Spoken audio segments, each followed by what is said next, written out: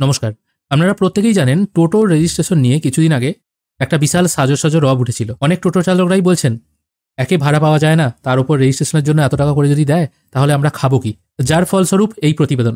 দেখুন, এখানে একটা খবর উঠে এসছে যেখানে বলা হচ্ছে নেই সারা, টোটো রেজিস্ট্রেশনের জন্য আবেদন কম, বাড়লো সময়সীমা। টোটো রেজিস্ট্রেশন প্রক্রিয়া কি করে আপনারা সম্পন্ন করবেন এই নিয়ে আমি অলরেডি ভিডিও বানিয়েছিলাম, যেখানে 30শে নভেম্বর ছিল ডেডলাইন। এখানে কি বলা হয়েছে, 30শে নভেম্বর ছিল টোটো নথিভুক্তকরণের আবেদনের শেষ দিন। সেই মেয়াদ 1 মাস বাড়ানো হলো। টোটো রেজিস্ট্রেশনের আবেদন আগামী 31শে ডিসেম্বর পর্যন্ত করা যাবে।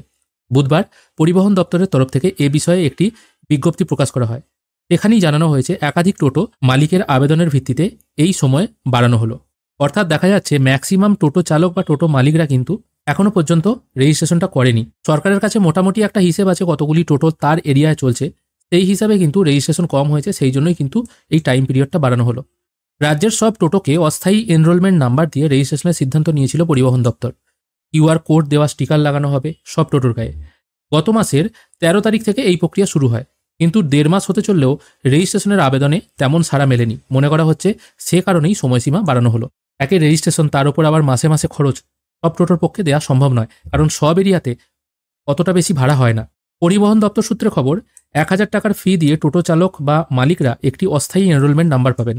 তাতে QR কোড থাকবে, সেই নাম্বারের স্টিকার টোটোর গায়ে লাগিয়ে রাখা হবে। টোটো নিয়ন্ত্রণের পক্ষে এই প্রসেস কার্যকর হলে সরকারের এই টোটোগুলোকে নিয়ন্ত্রণ করতে সম্ভব হবে বলে পরিবহন দপ্তর মনে করছে। পাশাপাশি স্থানীয় প্রশাসনের সঙ্গে আলোচনা করে পুরসভা বা পঞ্চায়েতে রুট ঠিক করা হবে।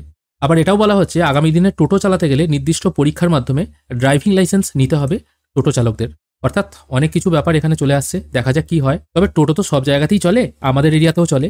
এখানে বহু মানুষের সঙ্গে কথা বলি, দেখা যাচ্ছে তাদের কারোর কাছে বিল নেই, তারা কেউ রেজিস্ট্রেশন করতেই আগ্রহী নয়। ম্যাক্সিমামেরই বক্তব্য টোটো বেচে দেবো, তাও কিন্তু রেজিস্ট্রেশন করবো না প্রতি মাসে এত টাকা দিয়ে। আপনাদের এরিয়ার কি খবর একটু অবশ্যই জানাবেন। আজকের ভিডিও এখানেই শেষ করছি, ধন্যবাদ।